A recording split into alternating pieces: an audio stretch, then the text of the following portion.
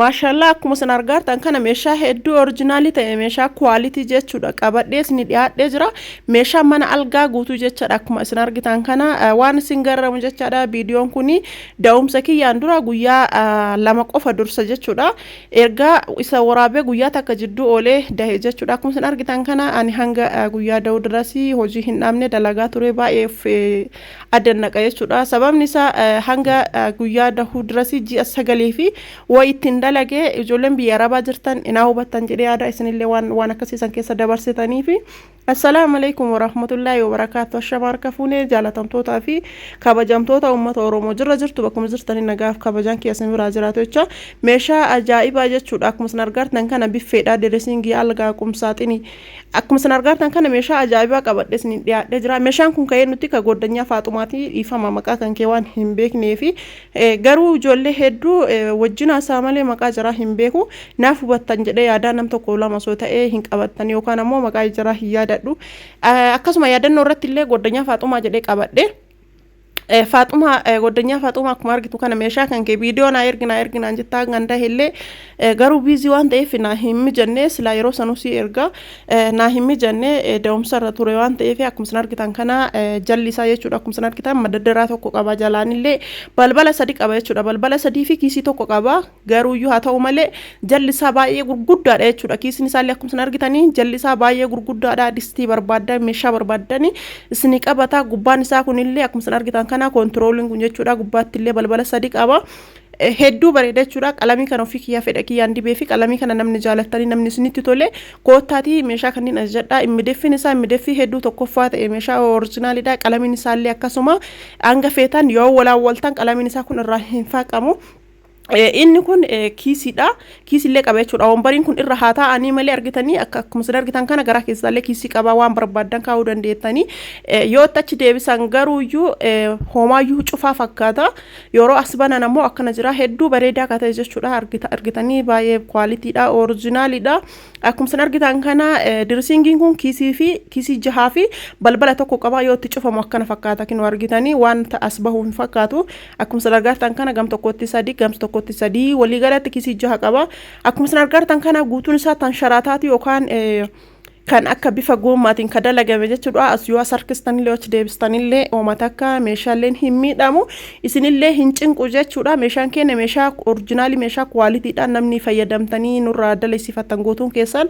ragaa akka nu baatan guutuutti beekaa madaddaraa shittoo looshinii garagara jechuudha madaddaraa gamana sadi gamas sadi qaba madaddaraa jaha jechuudha looshinii yookaan shittoo garagara kan irra guurachuu dandeettanii akkuma isin argartan kana asirratti viidiyoo irratti argartanii ta'ansi ammoo algaadha algaan cinaa tokko kiisii lamaa fi cinaa tokkotti ammoo iyyuu balbala tokko qaba jechuudha firaashin kun ka isiitii miti firaashin kun akkuma isin argartan kana ka isiitii miti ani viidiyoodhaaf irra kaa'ee firaashin kun ka badriyaati badriyaa firaashin kun kan keetii sin jedha badriyaa ajiyaa sin jechuudha akkuma isin argartan kana kiisiillee tokko qaba isin jedhee jira algaa hedduu kwaalitii ta'e algaa baay'ee bareedaa ta'e as biratti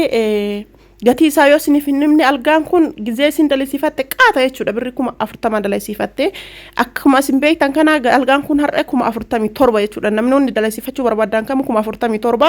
as biratti bokkee sararaa kanatti sararaa gurraacha waan laxafamu jira isa san silaxafee hin jirre osoma silaxafuu hedduu jidduun ta'ee dhiifama sin jedha amma silaxafee fudhatta sin jedha algaan kun algaa baay'ee firaashin kun jechuudha firaashi kwaaliti originaalii gatiin isaa akkuma 28 yoo bitachuu barbaadde amma 30 galeera na fakkaata yeroo san 28 ture amma 30 galee jira namni bitachuu barbaadan 30 firaashin kunillee itaansee qumsaaxiniin kun meetira 1 fi saantii 50 qumatiin isaa meetira 2 fi saantii 40 gatiin qumsaaxiniin kana birrii 48 hanga 50 jechuudha qumsaaxiniin kun jechuudha namoonni dalisiifachuu barbaadanii hanga 48 hanga 50 gizeen isin dalisiifattu garuu 43 akkasumatti fakkaata namoonni barbaadan dalisiifadha qumsaaxiniin kun 40 hanga 50 jechuudha 48 hanga 50 jechuudha akkuma isin argartan kana qumsaaxinii hedduu originaalii ta'e jechuudha akkuma isin argitan kana keesii isaallee kiisii lama qaba jechuudha